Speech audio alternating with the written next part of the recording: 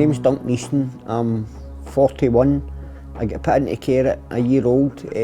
My father took his life while I was in care. My mother lost parental rights. I was in children's homes up till I was 17. Got moved into youth hostels, then adult hostels, via homeless in between. Slept in mere couches and I have beds. But I've had spells in my life where I've sat begging in the city centre with cups in my hand, things like that. I've been in Berlin, I'm not proud of it, but that's where my lifestyle took me. Psychiatric care, hospitals, a lot, for different reasons. Health inequalities are unfortunately a real part of life in Scotland, and we're not seeing the gap in health experience between people come narrower as the years move on in the way that we would like to see them. Issues of poverty and social inequality and the what are called social determinants of health, so things like education, housing, employment, those all have major impacts on the health that is experienced by individuals. Not just physical health, but mental health also.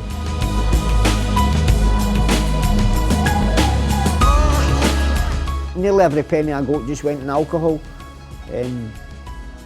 Through that, not having a doctor and things like that, having to go to accident and emergency all the time. I was complaining about severe headaches and they were beyond headaches.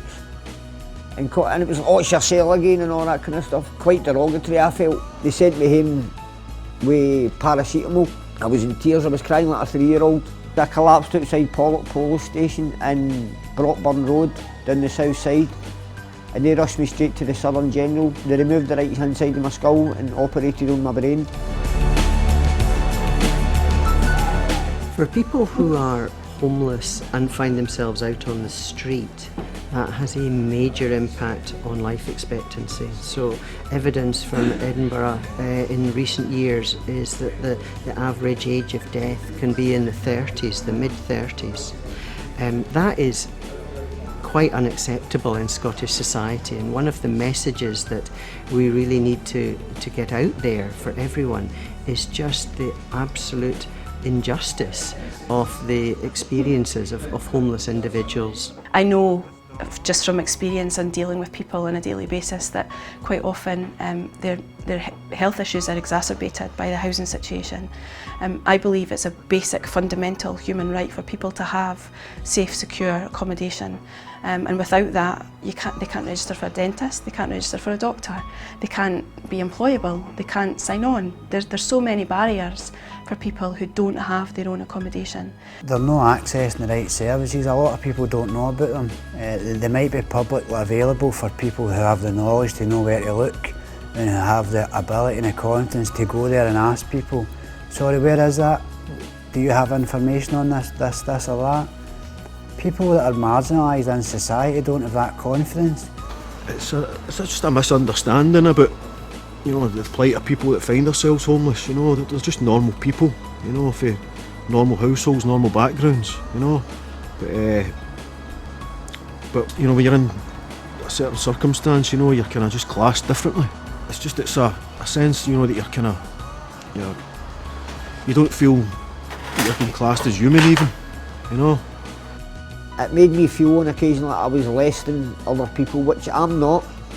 And it made me feel that way for a long time. And then eventually I accepted that I was less than, which is no way to be.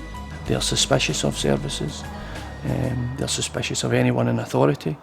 Their childhoods, a lot of them have suffered from abuse in whatever form.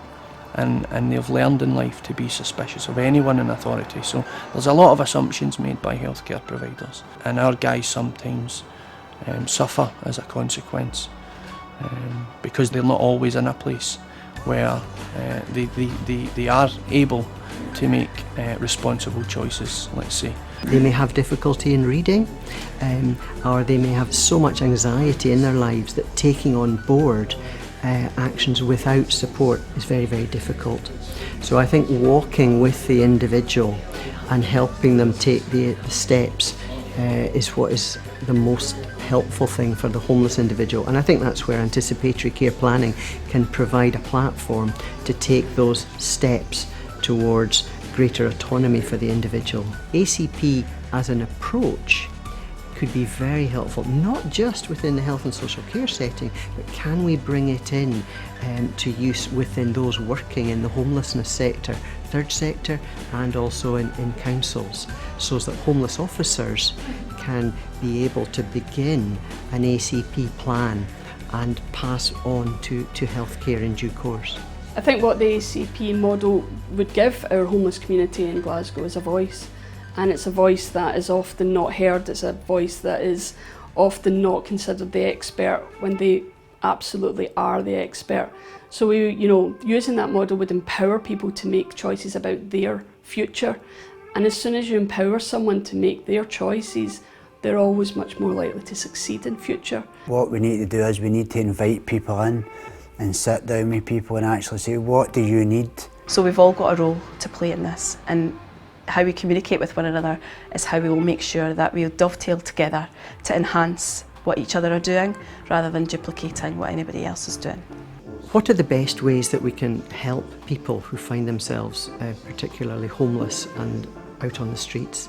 And the answer is that we have to get alongside them and find out exactly where they are. Really, they need to be walked with through the journey that they find themselves in. And ACP opens up for us the possibility of these channels of communication being able to follow what is effectively a fairly chaotic life, but effectively.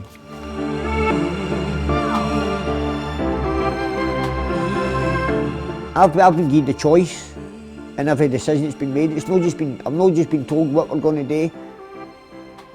And for the first time I know, I feel like I've been treated like an adult, an individual. I've not just been treated as a number. And my life's amazing now. I love my life today.